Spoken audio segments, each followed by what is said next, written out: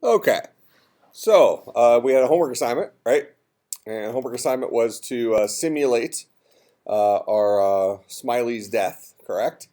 And what we wanted to happen is, I think we have it so he shrinks down 3 times before he dies right now.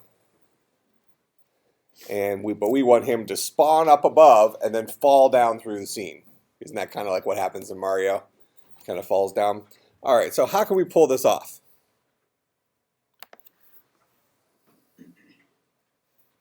Well, we all did it for homework. How did you pull it off? Okay. So spawn him or spawn a different actor?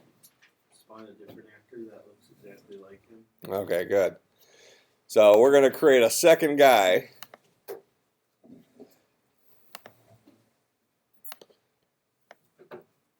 So this is Smiley stunt double. All right. And so we're going to spawn a Smiley stunt double wherever, whenever something bad happens. Now, right off the bat, if we just throw a stunt double out there and we go ahead and hit preview, we see that he falls through the scene by default, right? Nothing special. We don't really even have to do anything special to him. So we'll take him out of there. So now inside of Smiley, here's the should I still live thing. And we're spawning Smiley above him, but we're actually going to spawn Smiley's stunt double, which doesn't know how to interact with any of these other things. All right, so now he falls right through. Now, we also want to have our game over screen come up. That would be kind of the next logical thing, right? So how would you make that? How would you pull that off? Well, how long did it take our Smiley stunt double to fall through the screen, would you say? Well, that was very interesting.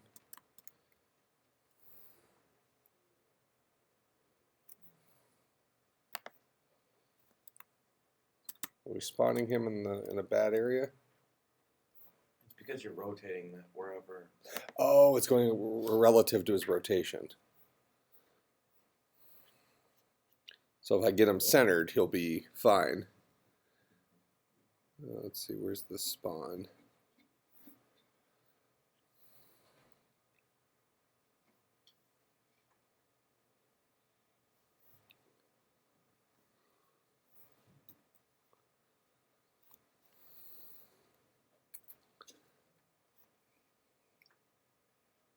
We currently have it, the direction is relative to the scene. The position goes vertically above the Smiley, so if he's sideways. Oh, it's relative, so if he's facing sideways, up is forward. So you could just do relative to scene and then do X position, the Smiley's position. Yeah.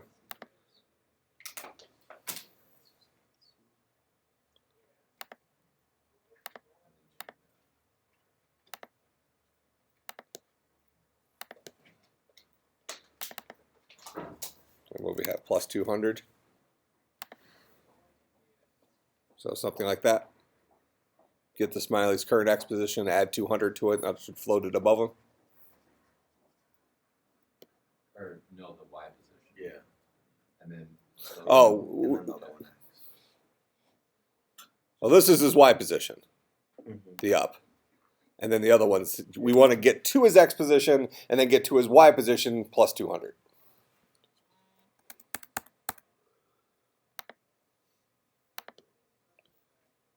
All right, so this will be his position on Y plus 200. Okay, so that's that. And then this will just be wherever his X position is.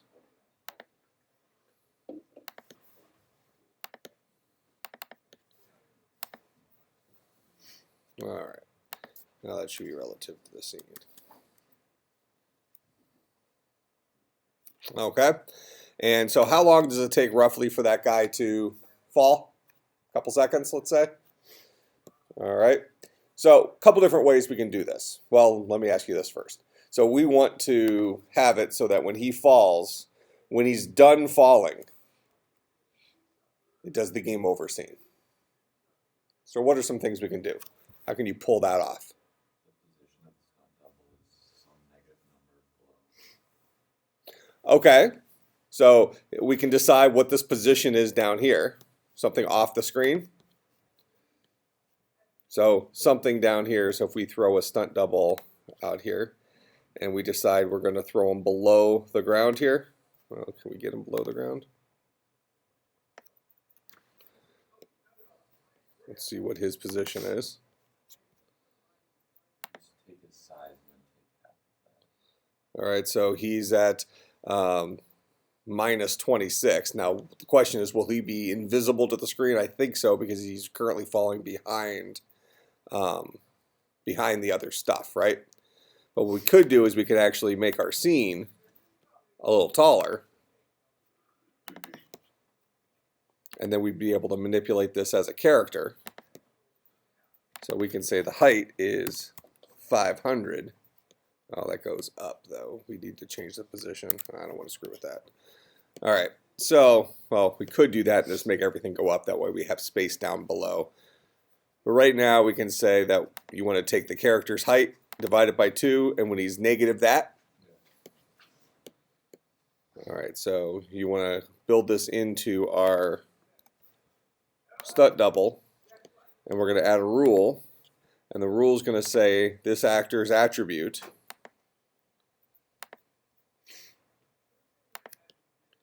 his position on Y is, let's say, less than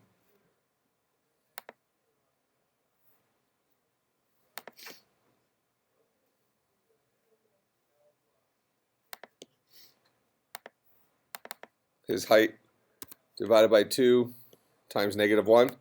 It's going to be on the negative side, right? So that whole thing times -1. So that should put him a little bit off the screen. So if this condition is true, what are we going to do? We're going to change scene. So we're going to go to behavior, change scene to the game over scene.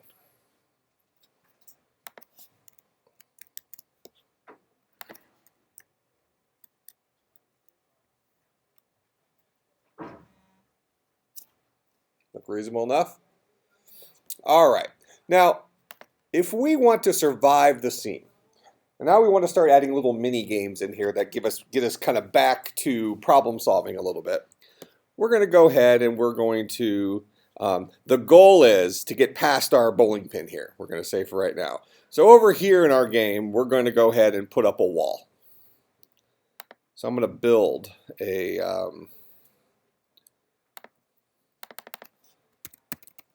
wall. All right, the wall is going to be right here.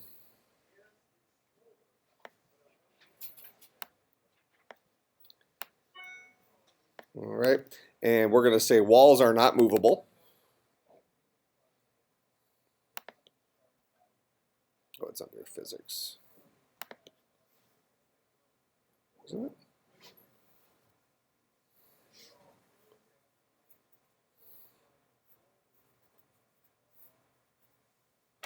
So walls are not movable, and walls know how to collide with smileys. All right, so we're going to see how this works here. So I'm going to hopefully be able to get by our bowling pin here. All right, so now we have a wall. We can't get through. Now the good stuff, the rest of the game is over here. So we need to be able to do something when we hit this wall. Okay, so there's going to be a puzzle we're going to have to solve. So a little mini game, if you will. So this is going to allow us to look at little side problem solving things. So we hit this and we want something to pop up that allows us to make a decision.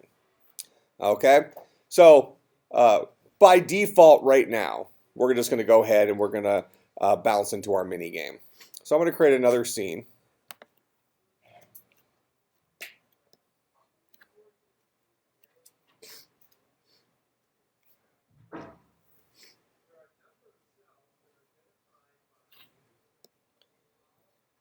Okay. Oh, that's not what I want to do. I'm creating another scene.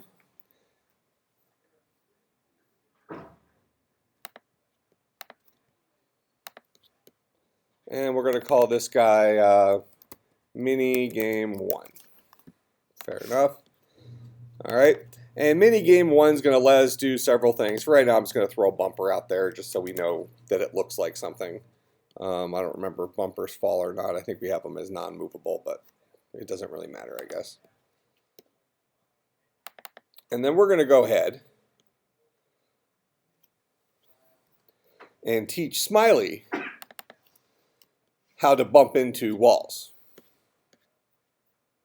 And for right now, we'll just assume that all walls are created equally and they all go to Minigame 1. We'll have to change that later. So we're going to add a rule.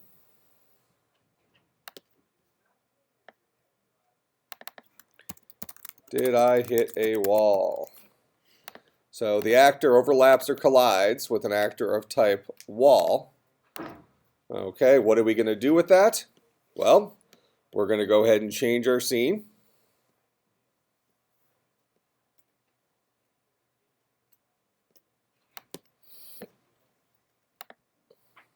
To Minigame.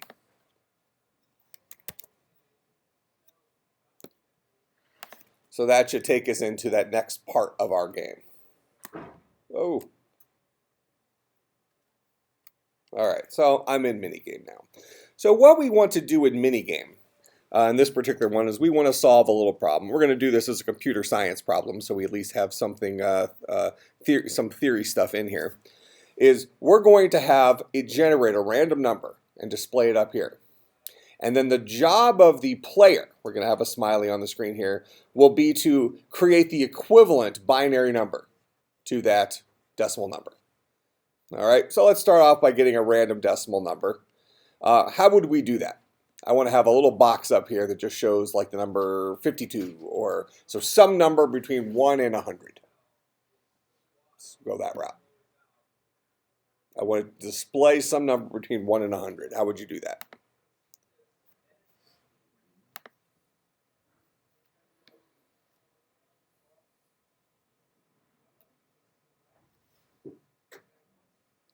Well, what kind of things display stuff? We can have an actor display text, right? All right, so we're going to have a actor for our number. We'll call this the random number. That's what we'll name that actor. We're going to have to go into our behaviors for it. We're going to tell this guy to display some text. And the text we want him to display is going to be a function,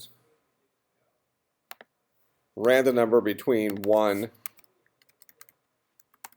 and we'll say 101. That'll get us to 1 and 100. And we'll make the color of the text black so we'll actually be able to see it. Okay?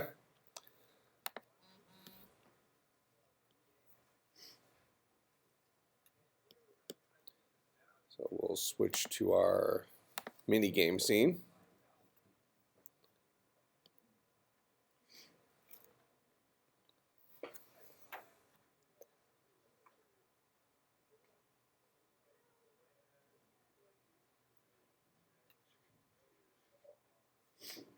And we'll go ahead and take our bumper off. And we'll throw a random number out here.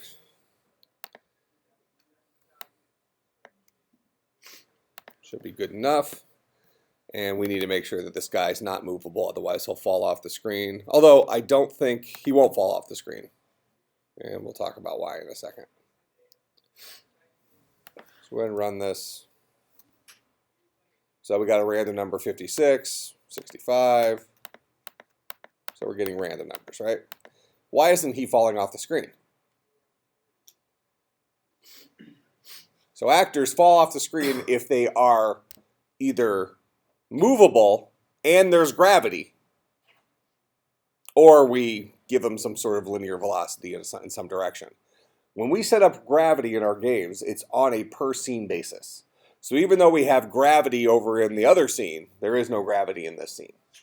Okay, we might want to remedy that because we're going to have our character doing some stuff here in a few minutes. But for right now, it's not that important. So we have this random number that shows up here. And what we want to do is we want to have the ability to generate the, actually we don't even need a character for this. We want to have the ability to answer the question. The question is going to be, take this number and convert it to binary and put in the result. Okay, so if this is the decimal number 17, we need to build the series of ones and zeros that equal 17. All right, and we'll talk about how to do that here in a second, but let's just look at where we might build our answer. So our answer is going to be another actor, right, that we're going to have to build up our response inside. So here, I'll move our number over there, and let's create another actor called the answer. All right, and we'll put the answer next to this guy. We'll have it scroll all the way across the screen.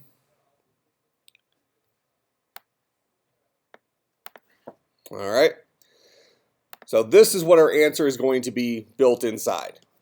And initially, it's not going to have anything.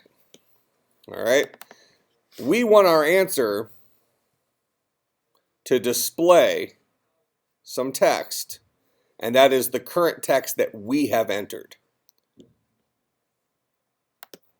So initially we'll just have it display hello world so we can see something. We'll make it black. Run our scene.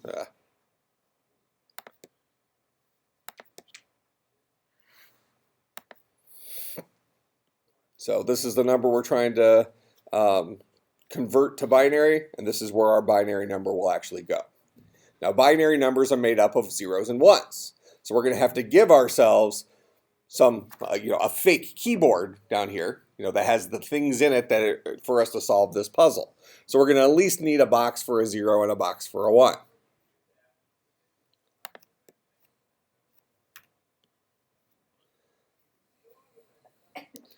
So what we're going to do is I'm going to create another actor called an input. And this input is going to keep track of an attribute. And that attribute is going to be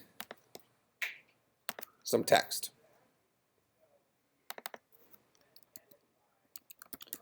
And we'll call this guy the value. Okay? And we'll put a default thing in here. We'll say default value. That's what this guy shows up by default. So we're going to display some text, and the text we're going to display is our current version of the value.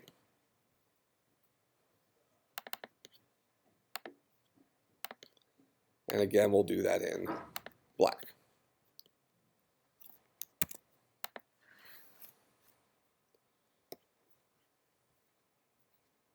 Okay, and we'll put a couple of inputs out here. Shrink them down a little bit.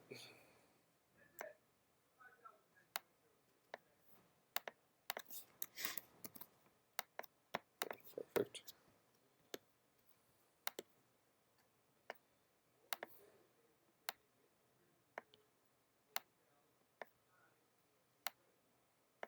All right, close enough. So now we have two different inputs, and both of these should say default value. All right, but now I want this one to say 0 and this one to say 1. So rather than creating an actor for a 0 value and an actor for a 1 value, we're just going to change the attributes associated with each of these individual actors. So I'm going to double click on this guy, and I'll go over and I'll change his value to a 0. Double click on this guy, and I'll change his value to a 1.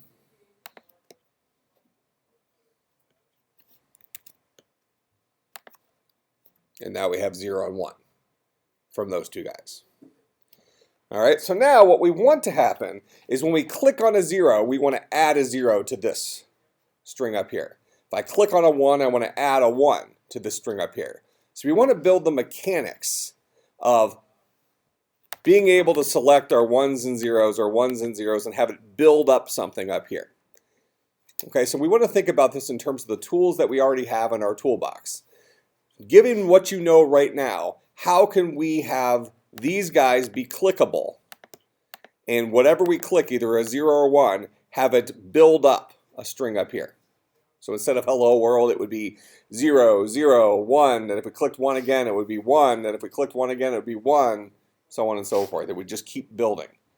How would we pull that off using only what we know so far?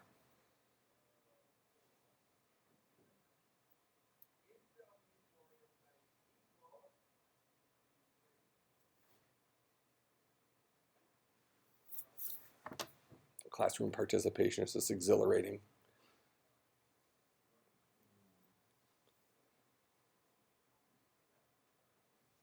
Display a string attribute in the hello world, and then every time you click on something, update the string by adding a 1 or 0. Okay, so this guy, instead of him just displaying hello world, he's going to display an attribute similar to these guys, right? Okay, so he's kind of like a billboard. So let's go and update that initially. So we're going to teach our answer some text. And we're going to call this text to display. Okay, and we'll just put a blah in there initially just so we see that it's working. And instead of displaying hello world, we'll display whatever text to display says to display. Okay, now this guy is a variable owned by this particular actor. We are currently in the scene. So if we want these guys to have access to that variable, they can have access to that variable in 2 different ways. We can either, well, 3 different ways. We can create a global variable that's accessible at the game level. We can create a local variable that's accessible anywhere in the scene. Or we can create an instance variable that's accessible related to an individual instance. So if I want to make this an instance variable like we've currently done it, where I've said that anything of type the answer has his own copy of a variable called text to display. And if you want to modify this guy's text to display, then you need to talk directly to that particular copy, that particular instance of the answer.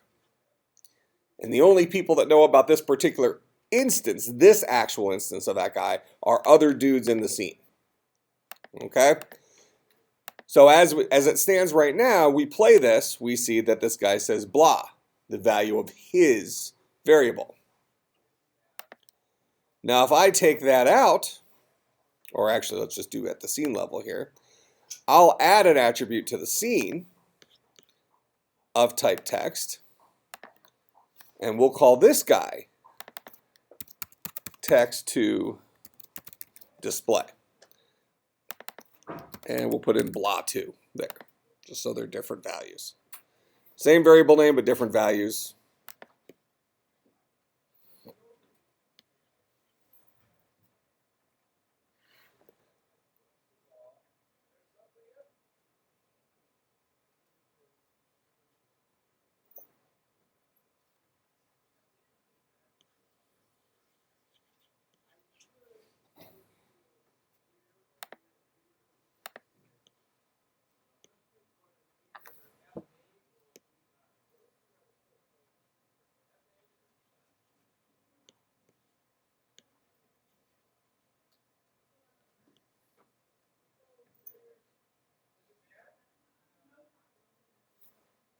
Come on.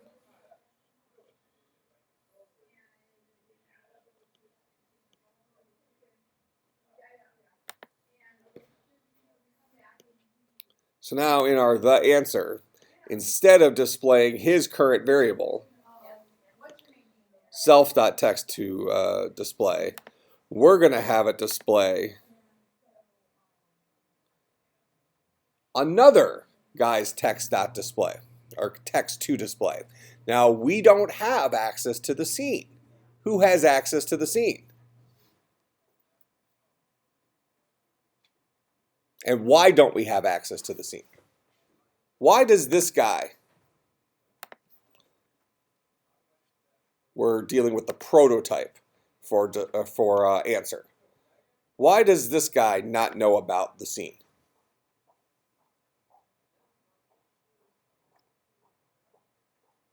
Well, the scene's over here, right? Does this guy necessarily belong to this scene? Or could I put him in any scene in the entire game? Put him in any scene. So only the dudes who are actually in the scene have access to the scene.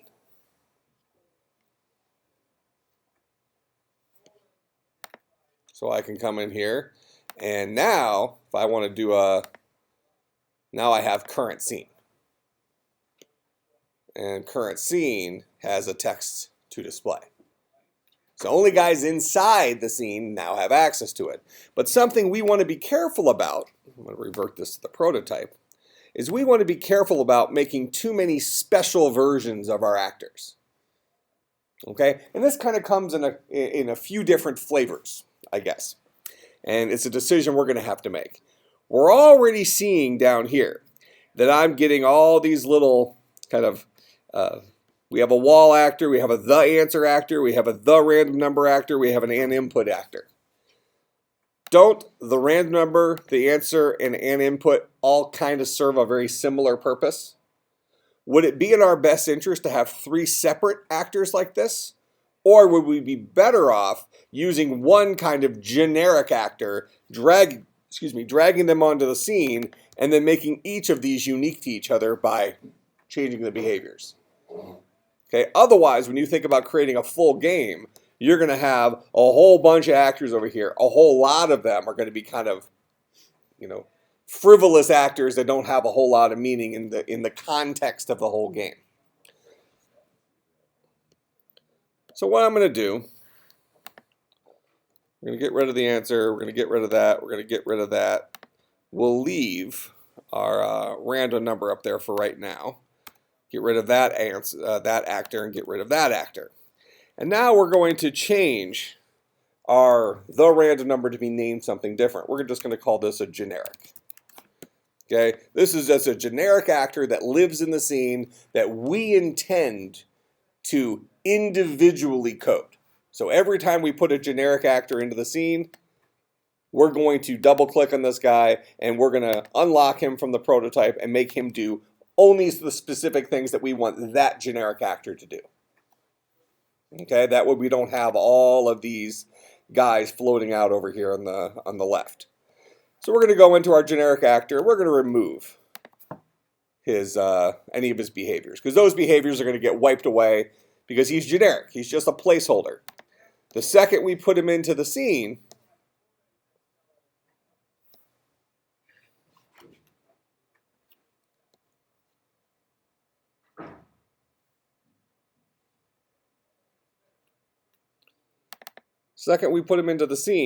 now we have a generic actor. We unlocked him from the prototype, so now this guy is his own actor. And that's when we're going to go ahead and we're going to say we want him, this particular one, to display some text. The text we want him to display is a random number between 1 and 101. That'll give us 1 to 100. And we'll display that in black.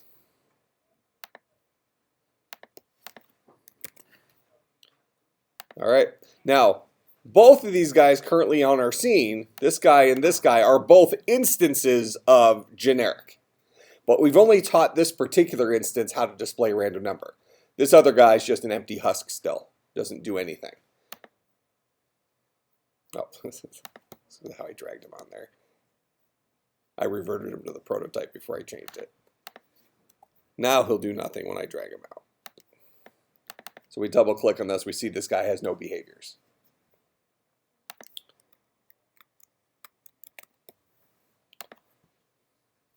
All right. So this guy we've taught how to display random number. This guy has no behaviors associated with them, even though they're both instances of actor. Okay, so we have an actor called generic, and in our modern programming languages, we would call that a class, an object. We have an object called generic. We've created two instances of that object. One of these instances does something specific, the other one does nothing. All right, so now we want this particular instance to show some text. All right, so we're going to go ahead and we're going to say he's going to show the scene's text to display. So we'll have him display some text. The text he's going to display is the variable associated with the current scene text to display. Okay, so now this is a global variable, but only global within this scene. And think about those different layers that we can run into. If you have as your game keeps getting bigger and bigger and bigger, besides the fact that GameSalad is going to stall for multiple minutes as opposed to multiple seconds, but as your game keeps getting bigger and bigger and bigger, you don't want to have a bunch of global variables sitting up at the game level, because then you have, you might have 50 variables that are relatively meaningless to you at a glance, even though you might use 2 or 3 of them in this scene, and 2 or 3 of them in this other scene, and 2 or 3 of them in this other scene.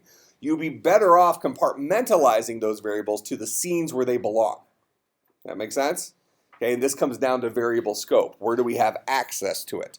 So this text.display is only relevant to this particular scene. Is it fair to say that other scenes might also have a text to display variable that might hold something different? So, text to display is kind of a generic term, and we might want to use that variable name multiple places. So we might as well allow each scene to kind of have its own version of that has its own value, and they're not related to each other. So this guy will show text to display in black.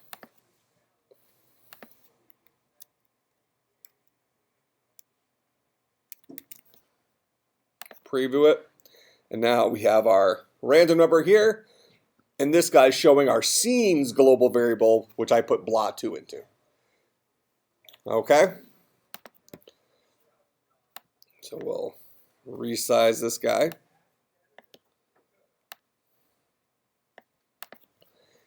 Then we're going to drop a couple more generics out here.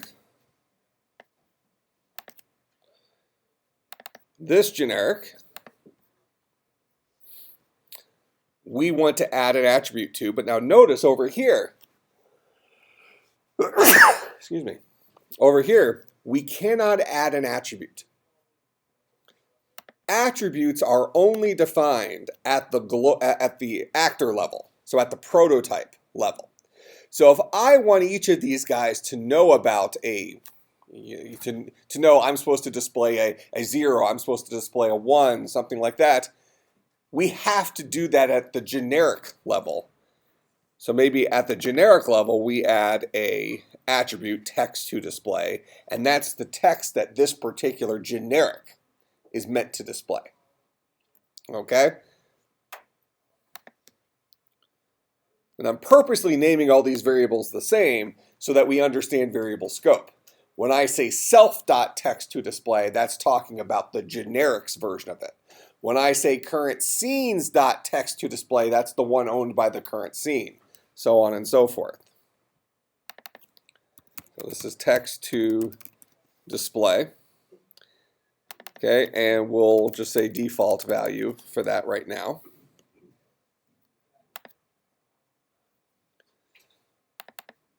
We'll go in here, and now we see we have this text to display. But notice that I've already unlocked this guy. He's no longer bound to the prototype, yet he has all the attributes associated with the prototype. So the attributes are not part of the behavior list. Unlocking a actor to from the prototype only disconnects the behavior list. Make sense? So now I'm going to tell this particular actor to display some text. What text? I want him to display his own text to display. And I'm going to just copy this real quick. Similarly, I want the other one to display, I'm going to disconnect it. I want this guy to display his own. See, it says self dot his own text to display. This particular guy's text to display says default value. The other one also said default value. I'm going to change this one to 1. So only this copy who got his own attribute in our modern object-oriented languages, this would be called a field. Okay, only this copy who has this particular field has a value of 1. The other guy's value of default value has not been modified.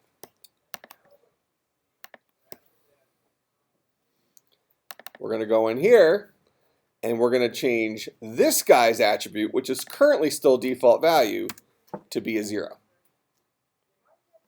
And he should display that. And it's currently being displayed in white, so we won't see it. So let me change both of those to black.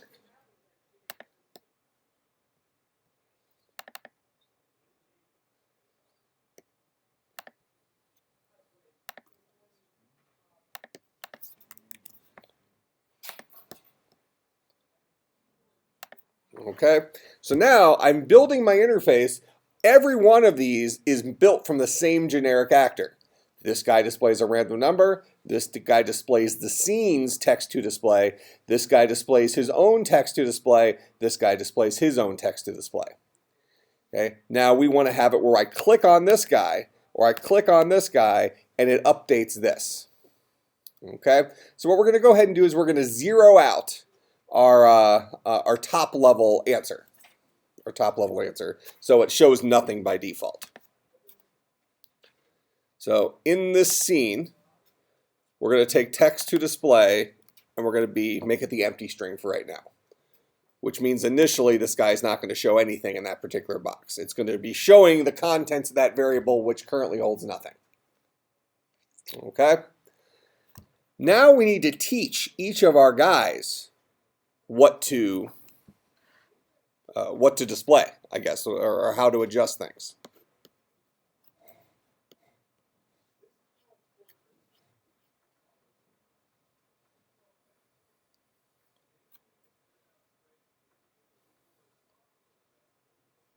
Come on.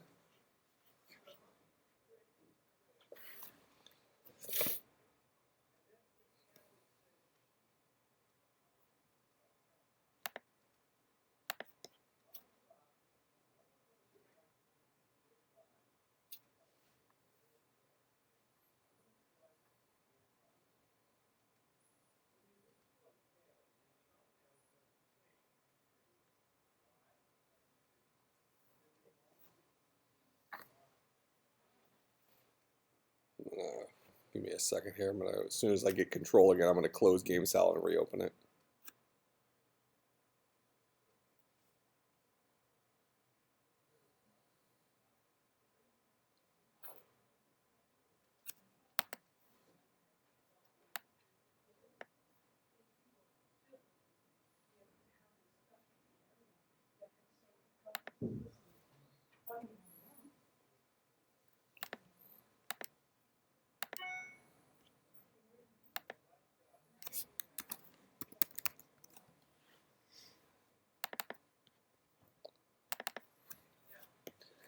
All right, so in this actor, he's displaying his own text to display.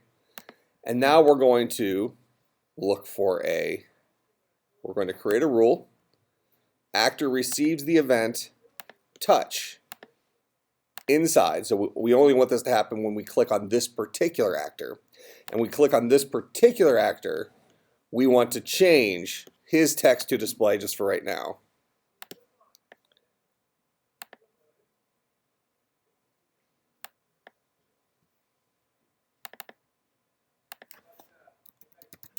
To clicked, which should then update this up here. All right, so this guy now knows how to get clicked. This guy still doesn't. Okay, even though they were created from the same generic object.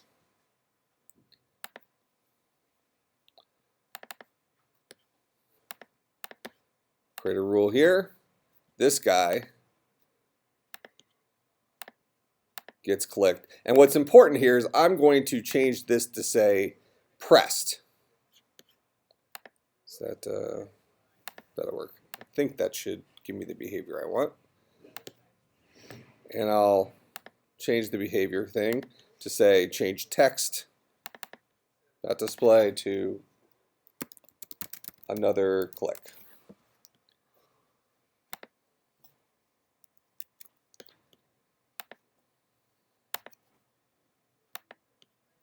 I want to run that again real quick.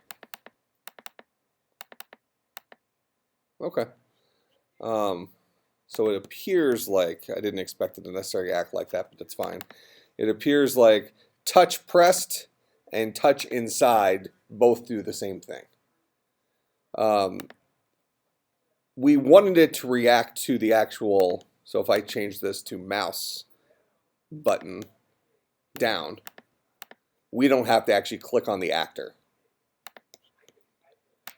So I can just click over here and that guy reacts because he's listening for a mouse click, not necessarily a mouse click on him. That makes sense? So we're wanting to respond to an event where we actually touch this actor. So touch events are related to him. So I suppose it doesn't actually matter if I say touch inside or just touch pressed. All right. But now instead of setting this guy's text to display, we're going to set, I guess I didn't have to remove the change attribute, but we're going to set our current scene's text to display to 1. Okay, we'll set it to 1. This guy, when we touch pressed, we're going to set our current scene's text to display is equal to 0. Okay, now let me ask you something. Did these generics, did we need a text to display variable in order to show a 0 on this one and a 1 on the other one?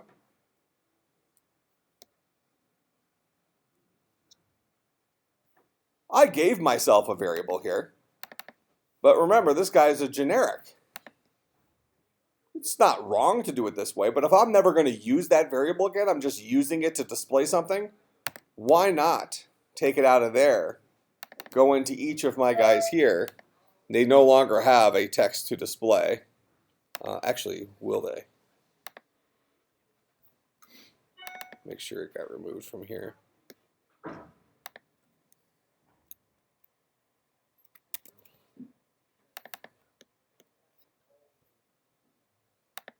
What surprises? Oh, we'll revert to prototype for that.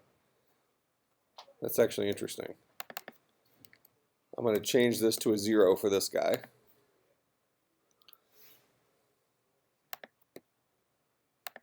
Change this to a 1 for this guy. So we're just going to hard code those values in there. I'm not sure why he still has the,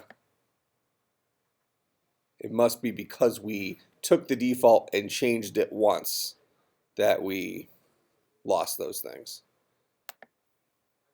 But now I reverted to the prototype and it's acting like it's still at the prototype, which it's not. I bet you the next time we open it, it'll be gone. Not important. All right, so in any case, we're just hard coding these values 0 and 1 associated with these two generics. And this guy, when we touch down on it, we're going to set the scene's global variable text to display to 0. The other guy will set the scene's global variable text to display to 1. So there's my 1, there's my 0. Did I not set it on that guy? Oh, I set it to self. So I need to go current scene, text to display to 0.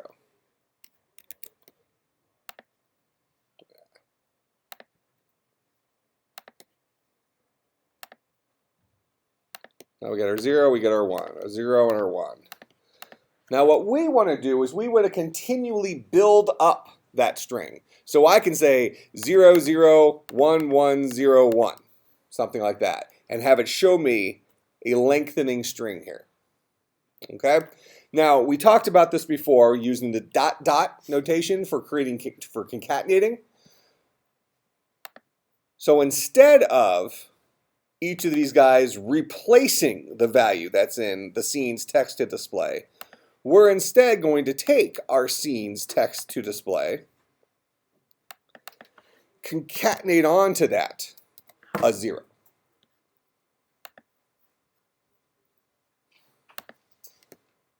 This guy will take the existing scenes to display,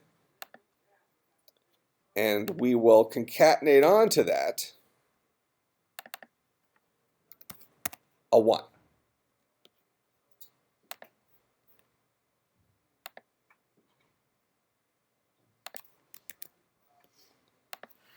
So now if I do 0, 0, 0, I'm just adding stuff to that global variable. That makes sense? Global variable is as part of the scene. Okay, now we're going to throw another generic out in the scene, kind of setting us up for our homework. Okay, this guy, we're going to disconnect him from the original. And notice he doesn't have a text to display. And we're going to give him a display text. And this guy's going to say check answer in black.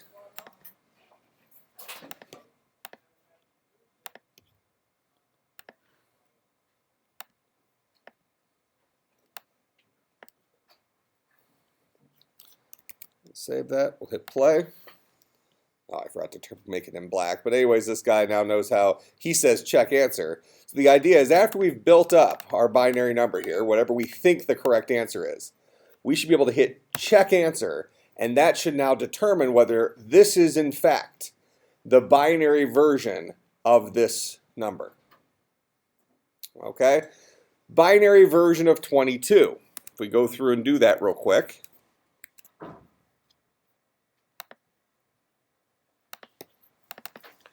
So 22 to binary, we're going to take 22 and we're going to divide it by 2. How many times does 22, how many times does 2 go into 22? 11 times. 11 times 2 is 22 with a remainder of 0. 11 divided by 2, how many times does 2 go into 11? 5 times. 5 times 2 is 10 with a remainder of 1. How many times does 2 go into 5? 2 times. 2 times 2 is 4 with a remainder of 1. How many times does 2 go into 2? 1 time. 1 times 2 is 2 with a remainder of 0. How many times does 2 go into 1? 0 times. 0 times 2 is 0 with a remainder of 1. We know we're done when we finally get a 0 here.